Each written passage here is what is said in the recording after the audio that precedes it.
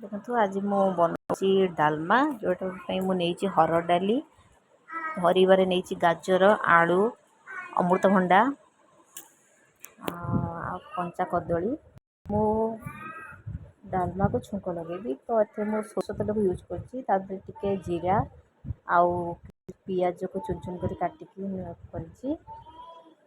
अदा रसुण पेस्ट पकईली जोटा एक्चुअली भल लगे डाल तड़का एक्चुअली भल लगे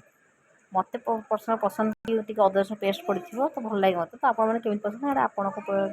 आपड़ बनइबे जो आप डिपेंड करे तो मत जमी पसंद मुझे एक्चुअली बनूँ जोटा कि आप सहित सेयार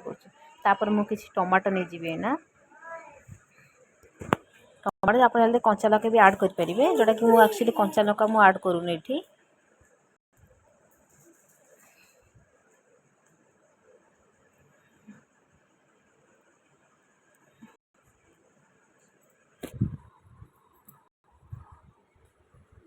ये टमाटो होगला आपण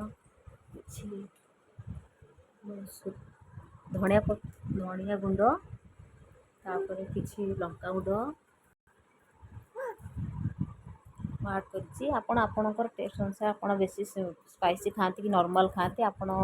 निज हिसाब से आड करेंगे जेहेतु मुझे हल्का लंका खाए जेहेतु आम छोट छुआ भी अच्छा तो से मुझे हल्का लंका यूज कर तो टमाटो भलसे कषि देखु मसलाटा भलसे हो गला डालमा को आम छुंक लगेगा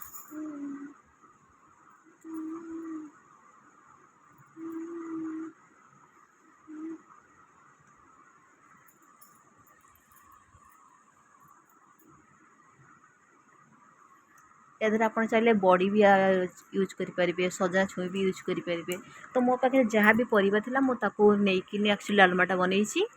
तो आपण मानक केमी कौन पसंद आपण मैंने निश्चित जनइबे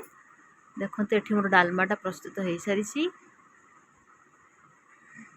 या चाहिए आप धनिया पत्र आड करेंगे जेहेतु धनिया पत्र मो पर आभेलेबल नाला तो अथी भी छोट छुआ खाऊे तार पेट गरम हम तो से मुझे किसी नॉर्मल कर आप कस्तूरी मेथी भी यूज करेंगे ऊपर से तड़का भी लगे पारे नॉर्मल कि जोटा कि अलग गोटे पैन नहीं कि जेकोसी गोटे बाउल लेके आपन टिके सोरष तेल टिके हूँ जीरा टिके हूँ आखा सोरिष आ कंचा लगा नहीं शुखला लगा नहीं आप तड़का भी लगे पारे जोटा आहरी बहुत फ्लेवर मस्त टेस्ट आसे तो मु नॉर्मल ही बनई जदि आप भिडियो भल लगे तो लाइक एंड सब्सक्राइब करने को भूलु ना।